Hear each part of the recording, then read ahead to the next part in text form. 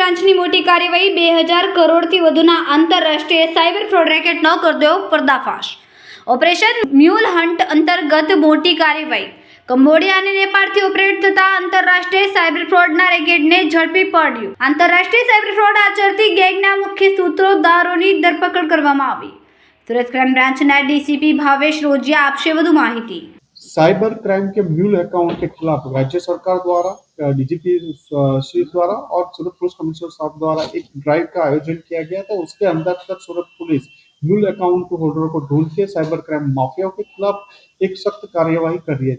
इसके अन्वय पर सूरत crime branch के पुलिस इंस्पेक्टर SN परमार और उनकी टीम के PSI पुवार और मेरे को एक इन्फॉर्मेशन मिली थी कि इस मूल राजस्थान सुजानगढ़ के रहने वाले मुकेश स्वामी बाबू जगूराम काबर, जो दोनों राजस्थान के रहने वाले हैं और अभी सूरत में सावरिया क्रिएशन ग्लोबल टेक्सटाइल मार्केट में कपड़े की आड़ में एक साइबर क्राइम का बड़ा फ्रॉड कर रहे हैं। इस अंतर्गत सूरत क्राइम ब्रांच की टीम ने इसको दोनों को ला के पूछताछ चालू की तो इनके पास से 44 बैंक अकाउंट्स के अलग अलग इनके मोबाइल से डिटेल मिली, जिसपे प्राइमरी देखने पे 6000 से ज्यादा NCCRP portal for complaint registered है, जिनमें अभी तक हमने 940 से 950 जितनी फरियाद वेरीफाई की तो उनका फिगर 750 करोड़ से ज्यादा का साइबर फ्रॉड हमें मिल चुका है। इन दोनों की पूछताछ में एक विद्या प्रदान धर्मा फाउंडेशन NGO का सूरत का नाम आया, जो 2024 में इन लोगों ने खोली थी और इसके जो दो डायरेक्टर है मितेश पाटिल और आशीष दलजीत शर्मा, इन दोनों को भी अरेस्ट किया गया। इनकी भी पूछताछ चालू है। ये चार और इनके साथ एक वांटेड आरोपी है दिनेश केलका। ये सब 5 लोगों ने मिलकर नवंबर 2024 में ये विद्या प्रदान धर्मा फाउंडेशन एक NGO खोला गया था, जिसका पर्पस था एजुकेशन के लिए और ये लोग उसकी आड़ में साइबर फ्रॉड कर रहे थे। विद्या प्रदान धर्मा फाउंडेशन के 20 से ज्यादा करंट अकाउंट अलग अलग बैंकों में पाए गए हैं और उनकी पूछताछ इस बारे में चालू है।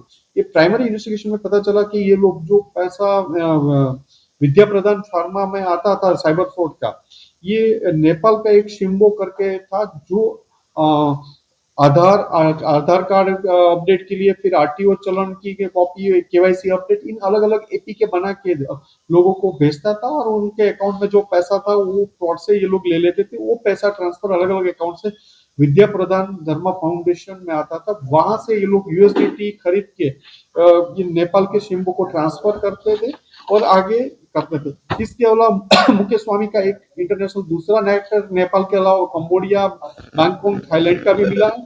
ये अलग अलग कंट्रियों में बैंकॉक, कंबोडिया, थाईलैंड और दुबई 7 बार जा चुका है। वहां के अलग अलग साइबर माफिया और चाइनीज माफिया के साथ संपर्क में था।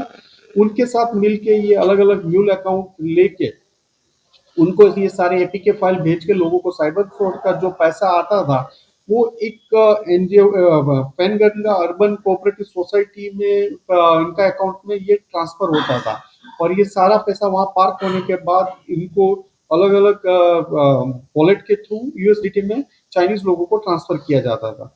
ये इन लोगों को धरपकड़ करने के बाद इनकी पूछताछ चालू है। अभी तक 44 अकाउंट्स मिले हैं, जिसमें 2000 से प्राइमरी 750 में 750 करोड़ जितना तो फ्रॉड मिल गया और 6000 से ज्यादा कंप्लेन इन लोगों के खिलाफ है।